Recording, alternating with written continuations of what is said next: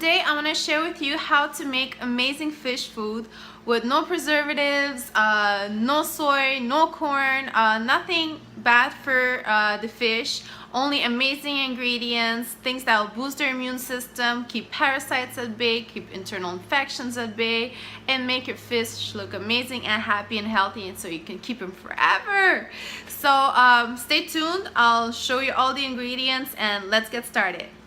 So let's start with some of the ingredients you can use to make your own fish food. The lemons have nothing to do with it, okay? So if you're making fish food for fresh water, it's recommended that the protein you use would be for from the fresh water, such as mussels, such as freshwater fish. This is because it's a little bit hard for freshwater fish to assimilate protein from the saltwater environment, and reversed in saltwater. If you have saltwater fish, mostly use ingredients, protein ingredients from the saltwater, such as shrimp and scallop and so on. As for the greens, you can use spirulina. It's an amazing superfood for people and also for your fish.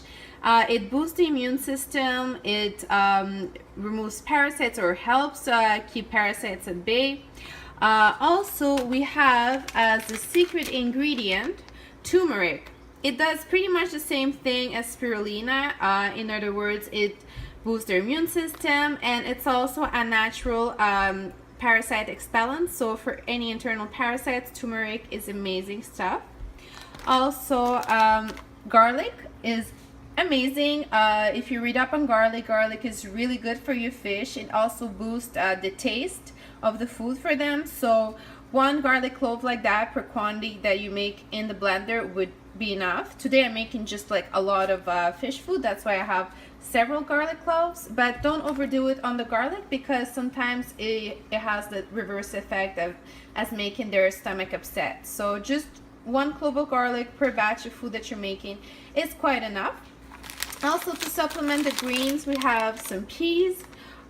We also have some spinach. Now, the quantity of greens you will add will depend whether your fish is a vegetarian or omnivorous or carnivorous. All carnivores will still get a little bit of vegetables in their food, simply because when they eat a whole fish, they also ingest the stomach content of the fish, which normally contains some vegetable matter. So it's very good for them. Spinach, peas, and for saltwater fish, I also recommend nori, which is a seaweed, just as spirulina is also a seaweed.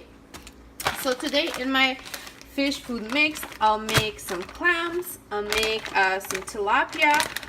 The views on tilapia are a little bit iffy, you know, like some people like it, some people don't like it. I find it's a good cheap alternative of freshwater fish. So, you know, since it's for freshwater fish today, shrimps, very good in smaller quantity than the fish content that you're going to use, because shrimps are high in cholesterol and you want your fish to stay healthy. So have the quantity of shrimps that you will put of the fish. Okay, so let's get started.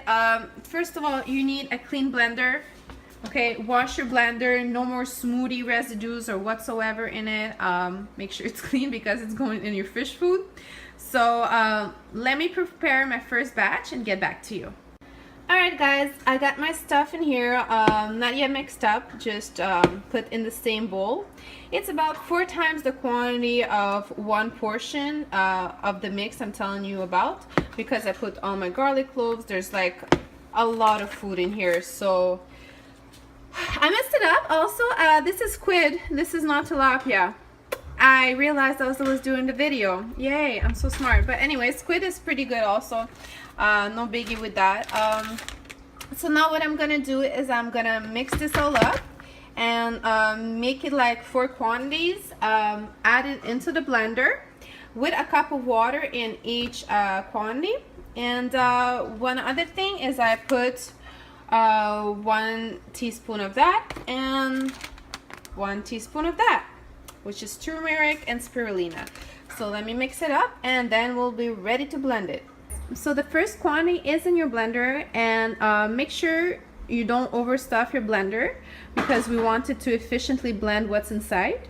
Also add 1 cup of water to it so it's easier for the blender to blend it. So let's get it started. Blend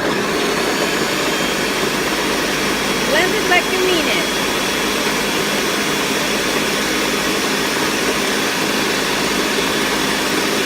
Ninja!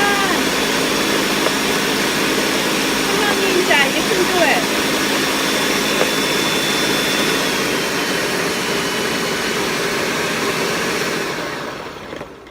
Now I see there's like a few particles here.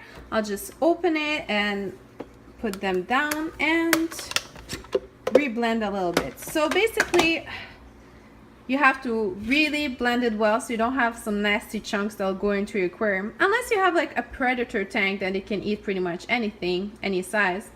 So yeah, let's do that.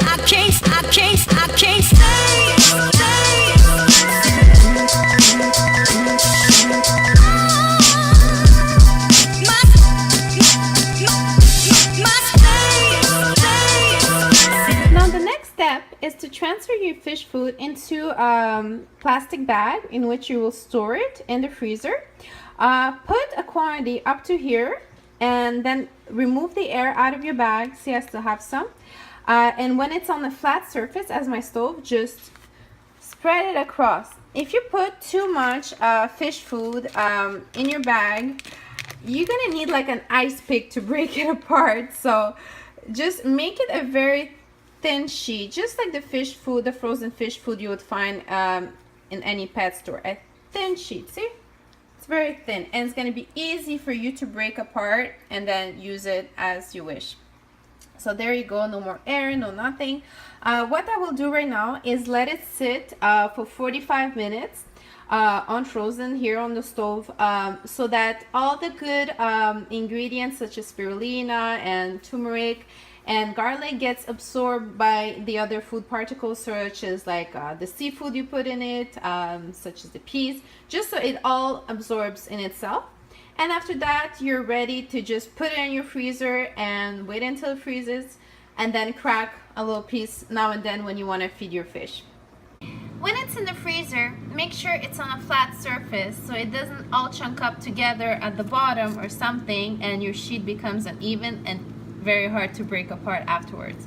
So when you freeze it, make sure it's on a level flat surface, such as my chicken breast underneath. Alright guys, so I hope you enjoyed Aquazone's cooking show. Make sure to leave me your comments, questions. I try to answer to everyone that's polite at least. And yeah, don't forget to subscribe. There's like about 300 other videos that you haven't seen, all with like quality information. So yeah, thank you so much for watching, and I hope your fish like the food. See ya.